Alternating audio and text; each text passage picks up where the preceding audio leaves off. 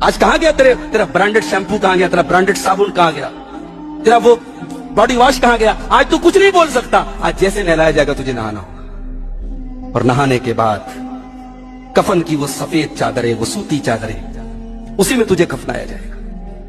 दुनिया में तेरे कपड़े बड़े कीमती हुआ करते थे, बड़े महंगे हुआ करते थे, मगर आज अल्लाह ने ये जो शरीयत का निजाम बनाया है, कफन का वही कपड़ा जो गरीबों को है, वही अमीरों का कपड़ा, उसी सफेद कपड़े में आपको कफनाया जाएगा। और ये कफन का कपड़ा बगैर सिला कपड़ा है, इसमें कोई पॉकेट नहीं है। ये बता रहा है तेरी औकात क्या है, तू बगैर सिले कपड़े में, चंद कपड़ों में तुझे कफनाया जाएगा।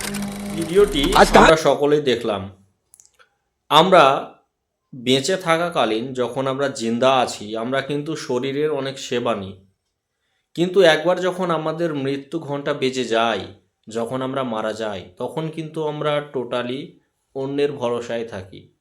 আমাদের গোসল করা থেকে নিয়ে, কাপড় পরা থেকে নিয়ে, আমাদের কবরস্থান অবধি যাওয়া থেকে নিয়ে, মাটি দেওয়া অবধি নিয়ে সবই কিন্তু অন্যজন করে থাকে। আমরা কিন্তু আর কিছু করতে পারি না।